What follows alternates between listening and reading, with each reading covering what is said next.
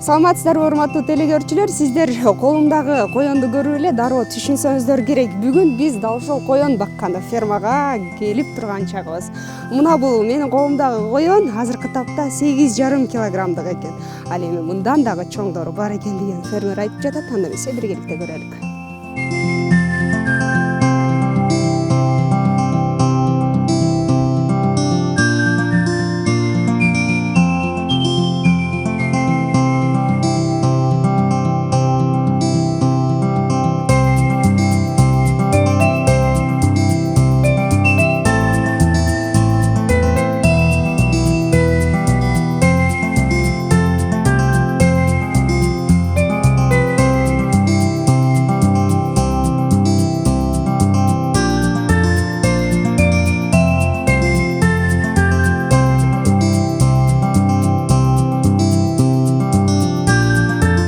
Жүзү боюнча коёндордун жалпы 10 уруусу 50дөй түрү бар. Бардыгынын алдыңкы буту кыскараак келип, арткылары узун, секирүүгө жана чуркоого ылайыкташкан. Куйругу кыска жана кулактары узун, жүнү жумшак, коюу келет эмеспи. Коёндор адатта токой талааларды мекендешет. Аларды көбүн эсе КМШ өлкөлөрүнүн, Европа бөлүгүнөн, Борбордук Азия, коңшулаш Казакстан жана Кыргызстан жана Байкалдын чыгыш жагындагы чөлдүү, жарым чөлдүү жерлерден көп кездештирүүгө болот. Ал эми бакма коёндордун породалары кадимкиле жапайы коёндордон келип чыккан. Бүгүн да ушул бакма коёндор менен жакындан таанышмакчыбыз.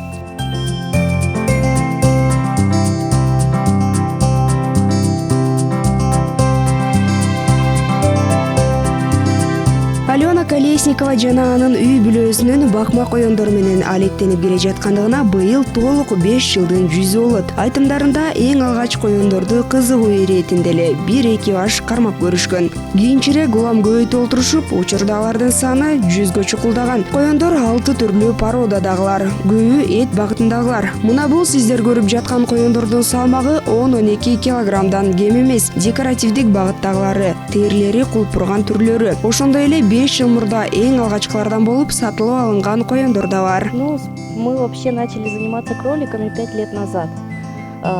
Просто сперва купили для себя. Биз негизи коёндорду мындан 5 жыл мурда багып баштаганбыз. Алгач базардан эле өзүбүз үчүн бир канча коёндорду жана эркегин сатып келдик. Кийинчерээк бул коёндорго абдан көнүп алдык. Анан аларга көбүрөөк көңүл бөлө баштадык. Андан соң көбөйтүүнү чечтик. Кызыгуу да жаралды.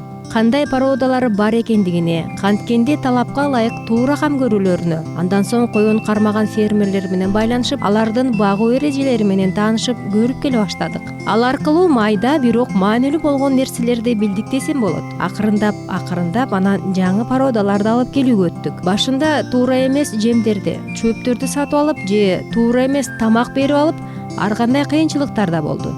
Бирок эч кандай химиялык заттарды колдонгон жокпуз.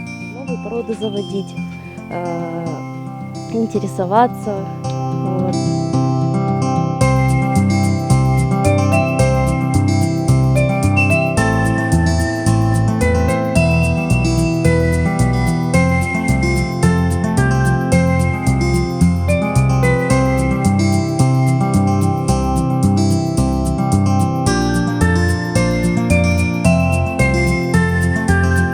Адатта жапайы коёндар баласын 45-51 күн көтөрүп, 2ден 12ге чейинки бөжөк туйт. Бир жайда 2-3 жолу төлдөшөт. Ал эми бакма коёндор жапайларынан өзгөчөлөнүп, төлчүл келип, жыл бою төлдөйт. Бир төлдөгөндө 18-19га чейин бөжөк тууган учурлар да көп кездешет. Мына бул сиздер көрүп жаткан коёндордун көпчүлүгү боз, айрымдары жаңы гана төлдөшкөн. Бардыгы баласы ак келип, балдарына өзгөчө мээрим төгүү менен карашат. Төл маалында коёндорду Алена ар бир 2 саатта текшерип, түнү бою уктабай чыккан түндөрү да болот. Айтымында мындай көрүнүштөргө көнүп да калган. Коён бир төлдөгөндө 10 чактыны туугандыктан бардыгынын чел кабыгын өзү жарып бүткөнчө, айрымдары кислороддун жетишсиздигинен тумчугуп да калган учурлары болот. Андыктан ал чел кабыктарын кошо жарышып, балдарын кошо кургакташып кам көргөн учурлары да бар.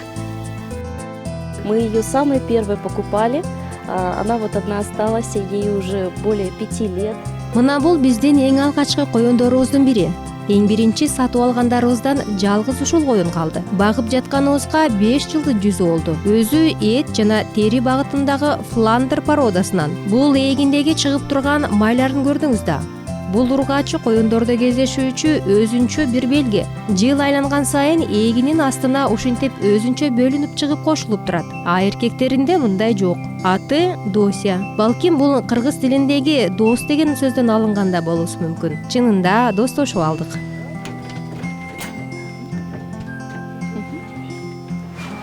Также у нас есть кролихи.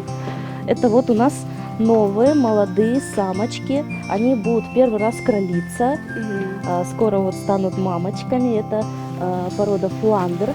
Отличительная ее характеристика здесь идет. Мындан сырткары башка да коюндар бар.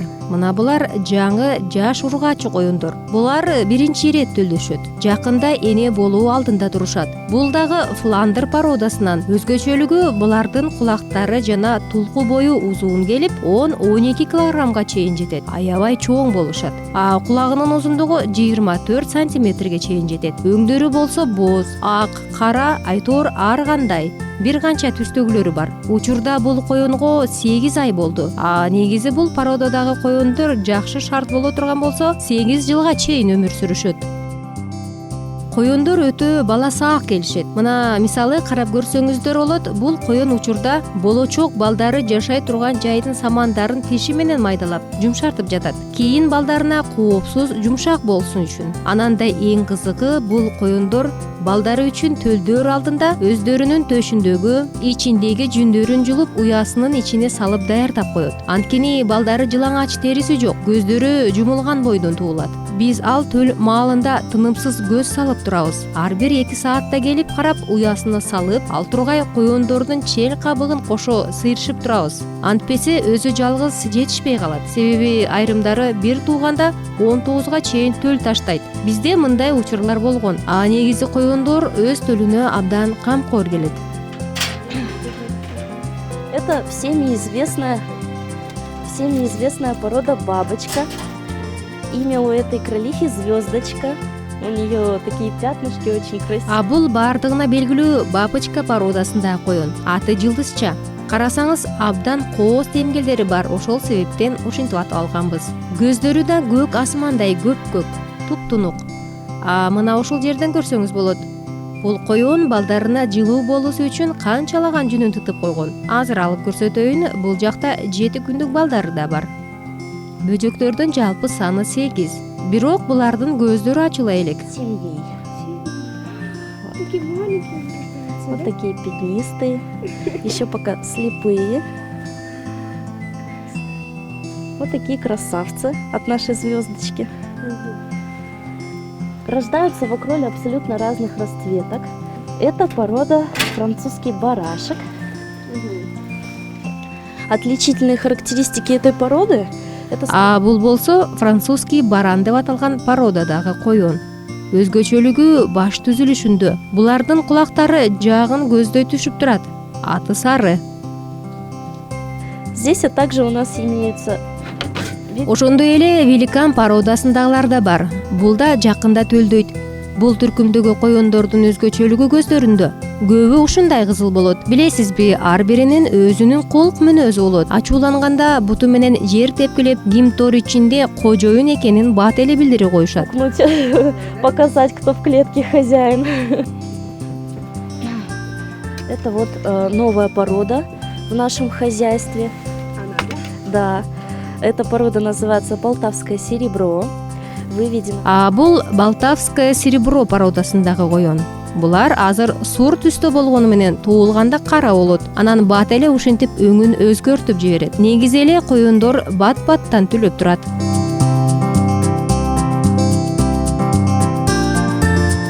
Негизинен коюндар 8-9 айында жетилет да 7 жылдан 10 жылга чейин жашашат. Бөжөктөрү туулгандан 1 айга чейин энеси менен бирге болот да, андан соң бат эле тыңып, өз алдынча өмүр сүрүүгө өтөт. Адатта бир тууган бөжөктөрдү бир эле турууга кармашат, а бирок кийинчерээк ар бирин өз алдынча бөлбөсө, бири-бирине каршылык көрсөтүп, алсыздарын тиштегилеп коюусу да мүмкүн.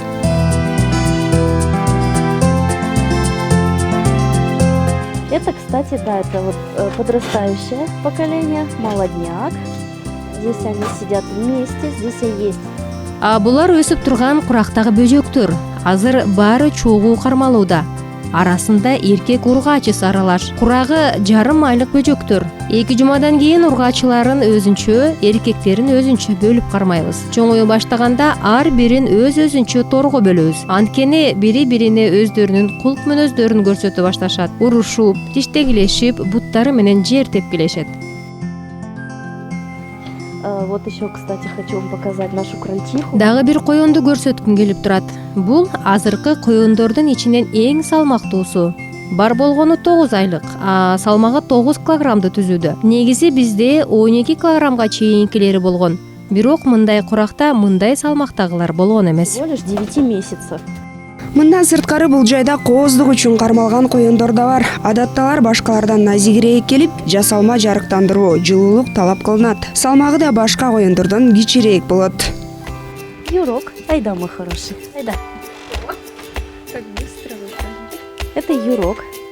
Он очень такой шустрый. Бул Юрок, аябай шамдагай, декоративдик багыттагы коёнек. Байкасаңыз, булардын көрүнүшү абдан сылуу келет. Ананда бул коёндорду бир нерсеге үйрөтүүгө, чуркатып секиртүүгө толук мүмкүн, акылдуу келишип, бат эле үйрөнүп кетишет. В таком 1,5-месячном. Баалары дал ушундай. 1,5 айлык кезинде 1000–1,5 миң сомдон өйдө сатылат. Жаныбарлар дүкөнүндө мындан да кымбат, бирок базардан арзаныраак да буга болот. Канчалык чоңойгон сайын коёндордун баалары төмөндөп жүрүп олтурат.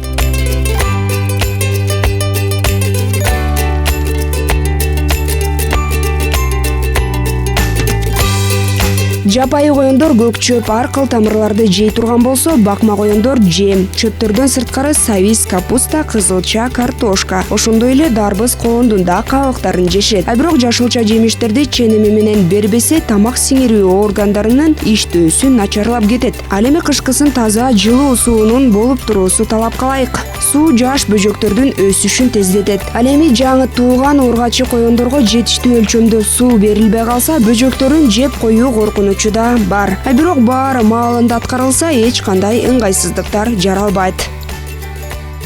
Мы обязательно у них меняем воду. Биз ар дайым булардын сууларын алмаштырып турабыз.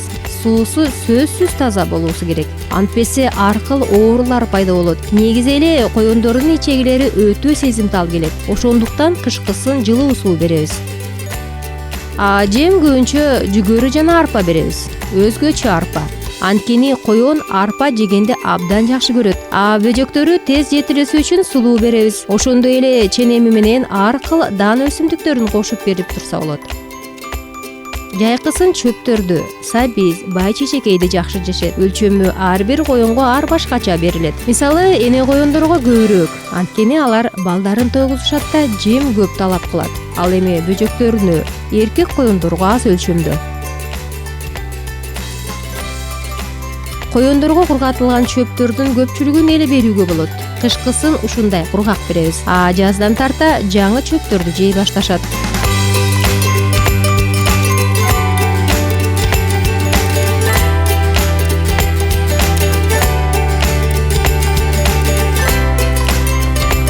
Мына ушундай мээнетти талап кылган коёндордун пайдасы да бар. Алар тирүү бойдон алып сатууда гана киреш алып келбестен, эт, тери, тыбыт жана башка тармактарда да жогору бааланат. Кай бир мамлекеттерде териси жана эт үчүн аңчылык да кылынат эмеспи? Айрыкча ак коён менен чоң боз коёндун кышкы терисине, аны кайра иштетүү менен жеткиликтүү баадагы жылуу жана көркөмдүү мехтер жасалат. Ал эми терисин кийим-кечек, бут кийим тигүүдө кеңири колдонушат. Адатта коёндор март-апрель айларында түлөйт. Сапаттуу тери алуу үчүн дал ушул түлөгөндөн кийин союу сунушталат. Ал эми бул жайдагы айрым породадагы коёндордун салмагы 10–12 килограммга чейин жетет да жакшы эт берет. Базарда килограммы 250–350 сомду түзгөн коён эти жумшак, сиңимдүү келип, курамында холестерин аз болгондуктан ашказан, ичеги, боор ооруларына табылгыздар дешет. Кролики от породы зависит тоже качество и вкус мяса. Коёндордун породасына жараша сапаты жана этинин даамы болот. Арасында эт багытындагы кармалгандар да бар. Кай бирлеринин эти жумшак келет, айрымдары кургагыраак. Бул коёндордун жашына да жараша болот. Коёндордун эти мүнөз тамак деп саналып, абдан пайдалуу келет. Негизи эле коён кармоо абдан жакшы тармак. Карасаңыз, Булардын териси да, ити да өзү да абдан баалуу. Өнүккөн мамлекеттерде коёндордун терилерин кайра иштетүү менен чоң киреш алып келгендер бар. Тилекке каршы бул тармак бизде азырынча анчейин өнүгө элек. Бирок кай бир фермерлер ошол мамлекеттерге экспорттоп деле жакшы пайда табышууда. Андыктан бардык жаштарды бул тармакка кызыгып көрүүсүн сунуштаар элем.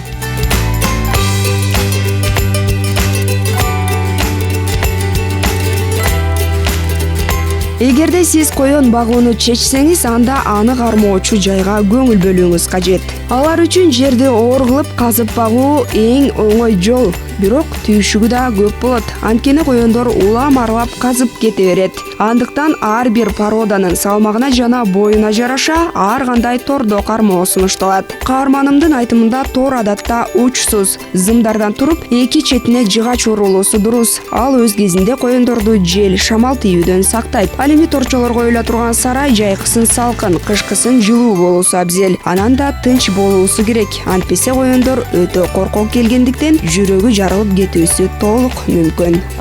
Мой брат абсолютно все клетки делает своими руками. Коёндор биздин чарбада көбүнчө тордо кармалат.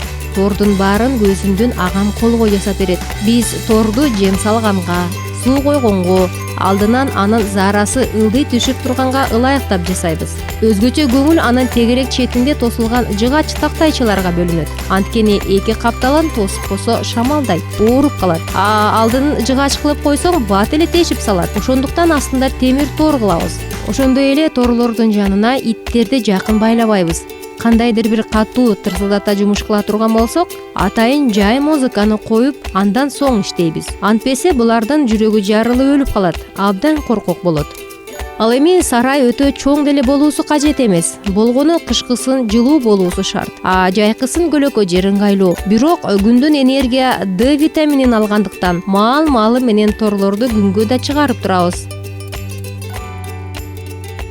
Талап калайык шарт болбосо коёндор ар кыл илдеттерге чалдыгат. Маселен ичеги оорулары, сасык тумоого жана чума илдетине. Мындан улам фермерлер коёндорго мезгили менен ар кыл эмдөөлөрдү, дары-дармектерди сайып турушат.